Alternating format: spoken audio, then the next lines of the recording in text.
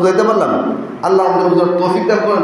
এই জন্য বিশেষ করে যদি কেউ বলে যে আমি কোরআন থেকেই সব কিছু উদ্ধার করবো, না, ওই কোরআনের ব্যাখ্যা হলো হাদিস।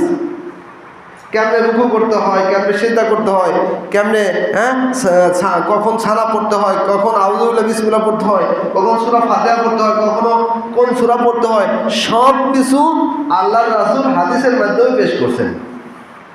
ওই কোরআনের ব্যাখ্যা, এটা কি কোরআনের ব্যাখ্যা। আল্লাহ আমাদের সেই বুঝার তৌফিক দান করেন। এইভাবে পরিপূর্ণ 23টা বৎসরে পরিপূর্ণভাবে ইসলাম আমাদের কাছে আল্লাহ রাসূল পেশ করছেন।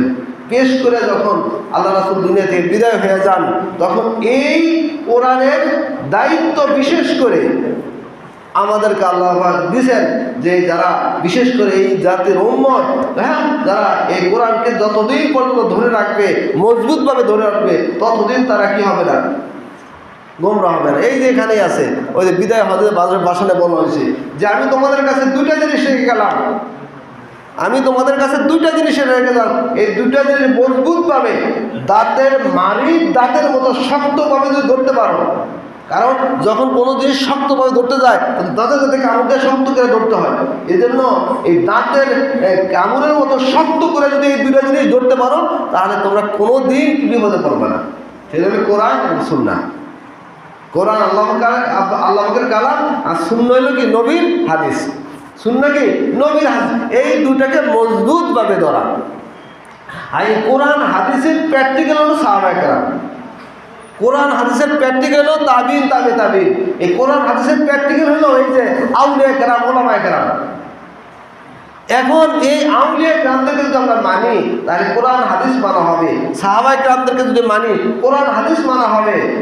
এই বিভিন্ন কি কয় আসমানুল রিজাল, যারা আউলিয়া কেরাম পৃথিবীতে চলে গেছেন, এই ইসলাম নিয়ে নিজেকে কি পেশ করছেন, ওনাদেরকে যদি মানি, তাহলে কোরআন হাদিসই মানা হবে। ওনারা কোরআন হাদিসের কি ছিলেন, রাহবার ছিলেন। আল্লাহ আমাদের বুঝার তৌফিক দান করেন, আল্লাহ আমাদের মাফ করে দেন। দেখেন সবটা জিনিসের একজন কি লাগে, রাহবার লাগে। যেমন মসজিদ চালাইতে গেলে একজন ইমাম লাগে, ইমামের পিছনে আমরা সকলেই কি করি, নামাজ পড়ি। ইমাম ছাড়া কি মসজিদ চালানো যাবে? যেই হোক একজন ইমাম হতে হবে। ঠিক অনুরূপভাবে ইসলাম নিয়ে যদি আমি চলতে চাই, ইসলামকে নিজে চলতে চাই, তাহলে এইভাবে যারা ইমাম, যারা কোরআন হাদিসের আলোকে যাদেরকে ইমাম বলা হয়েছে, যাদেরকে আসমান রিজাল বলা হয়েছে, যাদেরকে আইম্মা বলা হয়েছে, তাদেরকে যদি আমরা ফলো করি, তাহলে সঠিক কোরআন আমি পাবো। আর যদি আমি ওই বাজার থেকে বাংলা কোরআন শরীফ না যদি খালি তর্জমা পড়ি আর মনে করলাম যে আমি কোরআন শিখা পারেছি, না, হ্যাঁ কিছু হয়তো আগ্রহ হতে পারে, কিছু উপকার হতে পারে, পরিপূর্ণভাবে বোঝা সম্ভবই না। কেমন সম্ভব না? সাহাবায়ে কেরাম আরবি ভাষা জানতেন, গভীরভাবে জানতেন, এবং এমন জানতেন যে আমাদের দেশে যারা উলামায়ে কেরাম বা যারা শিক্ষিত, তারাও এত সহি শুদ্ধভাবে সাহাবায়ে কেরাম যেভাবে আরবি জানতেন, ওইভাবে কেউ জানবে না। কথা বুঝতে পারলো? আবু জাহেল যে কোরআন কি কয় আরবি ভাষা বুঝতেন, আরবি ভাষার দক্ষতার সাথে বুঝছেন, সেটা সব উলামায়ে কেরাম মিলেও একসাথে ওই পরিমাণে এলেন তার নাই। কিন্তু তারা এত শিক্ষিত হওয়ার পরেও কোরআন বোঝাটা কি আল্লাহ রাসূলের থেকে বুঝতে হইতো। সাহাবায়ে কেরাম এত শিক্ষিত হওয়ার পরেও কোরআন বুঝতেন কি আল্লাহ রাসূলের কাছে বুঝতেন। এই আল্লাহ রাসূলের কাছে যারা বুঝতেন তারাই সাহাবী হয়ে গেছেন, আল্লাহ রাসূলকে যারা মানতেন তারাই সাহাবী হয়ে গেছেন। আবু জাহেল নিজে তো বুঝেই নাই, আল্লাহ রাসূলকেও বুঝতে আল্লাহ রাসূলকে কি বুঝ হিসাবে মানতে পারে নাই, এই জন্য সে কি ইসলামের ভিতরে আসতে পারে নাই। আমার কথা বুঝতে পারলাম? এই জন্য বিশেষ করে যারা আল্লাহ রাসূলকে মাইনে কোরআন বুঝার চেষ্টা করছেন, তারাই সাহাবী হয়ে গেছেন। আর যারা আল্লাহ রাসূলকে বাদটা বোঝার চেষ্টা করছেন, তারা কাফের মুশরিক, তারা ইসলামের দৌলত তারা পায় নাই। ঠিক অনুরূপভাবে এই আল্লাহ রাসূলের আদর্শ ছাড়া, সাহাবায়ে কেরামদের আদর্শ ছাড়া, সাহাবায়ে কেরামের হামেল যারা, এই আউলিয়া কেরামের আদর্শ ছাড়া যারা কোরআন বুঝতে চায়, তাদের হালাত ওইরকমই হবে। আগাগোড়া কিছুই খুঁজে পাবে না, আল্লাহ আমাদের বুঝার তৌফিক দান করেন, আল্লাহ আমাদের মাফ করেন। এই জন্য বিশেষ করে নিজে বেশি বুঝার ফিকির না করে যারা কামেল, ভালো, দক্ষ, যাদেরকে মানুষ মানে, যাদেরকে ওলামায়ে কেরাম মানে, এরকম কোনো কামেল মানুষদেরকে মানা, তাহলে আমার কি কোরআন হাদিস মানা হবে। আল্লাহ আমাদের বুঝার তৌফিক দান করেন। যাই হোক, রমজান মাস যাতে আমরা এই কোরআনের মাস পাইছি, এই কোরআনের উপর আমাদের মেহনত করা দরকার। কত জায়গায় কত কিছু তো আমরা করতে থাকি, কিন্তু কোরআনের কোনো মেহনত নাই। কোরআন পড়তে গেলে বাস 20 বছর ধরে নামাজ পড়ে, কিন্তু সূরা ফাতিহাও ঠিক হলো না, রুকু সিজদা ঠিক হলো না, সানা ঠিক হলো না, দোয়া কুনুত ঠিক হলো না, অথচ নামাজ ঠিকই পড়তেছে। আর কিছু ভাইয়েরা মসজিদে এই জন্যই আসতে পারে না, হায় হায় সূরা কেরাত তো জানি না, কেমনে নামাজ পড়বো। এখন তালে তালে পড়তে যায়, যদি কেউ শরম দেয় যে কি কোথা কিসের পরে কি, এই জন্য তারাও স্বাধীনভাবে নামাজে আসতে চায় না। কারণ কি? কোরআন জানে না, সূরা কেরাত জানে না। আরে ভাই, কোরআন জানবেন না? কোরআন আল্লাহ পাকের কালাম, যে কোরআন আল্লাহ রাসূল আমাদেরকে দিয়েছেন, যে কোরআনের উসিলা হয়তো আল্লাহ পাক আমাদেরকে মাফ করবেন, যে রাসূলের উসিলা আমাদেরকে মাফ করবেন, এইটা আমরা শেখার জন্য ফিকির করতে পারি না। এটা কেমন কথা? কত কিছু অর্জন করি।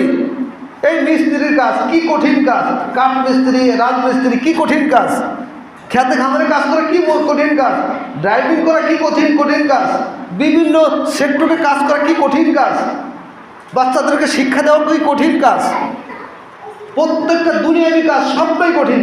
কিন্তু ওইগুলো আমি হাসিল করতে পারি, কিন্তু কোরআন শেখার জন্য আমি কোনো ফিকির করতে পারলাম না।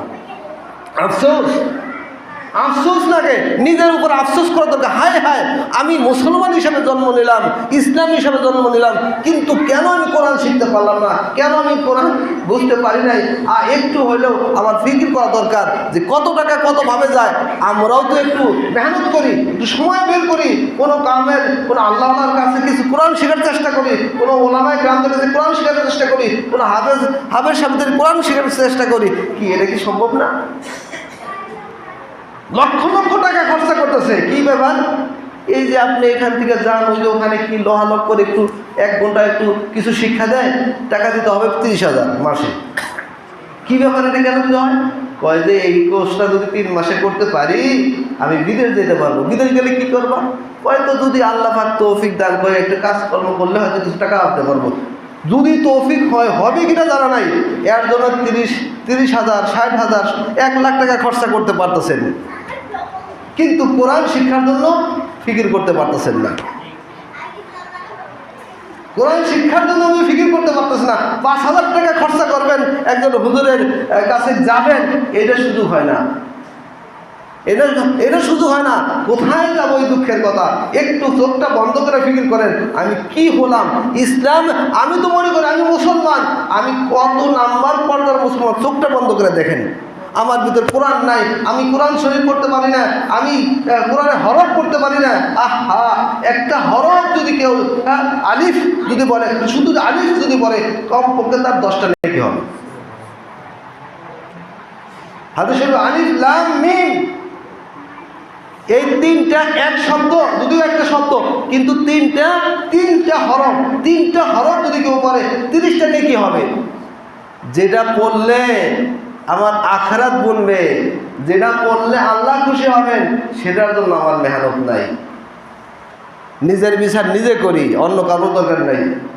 আমি কত নাম্বার মানুষ চোখটা বন্ধ করে ফিকির করি, হায় হায় আমি ইসলাম পাই, ইসলামের কদর করলাম না, হ্যাঁ দিন পাই দিনের কদর করলাম না। কবরে গেলেই বুঝে আসবে, আর কারোর প্রশ্ন করতে হবে না, আর কাউকে বলতেও হবে না, নিজের নিজে ধরা খাবে।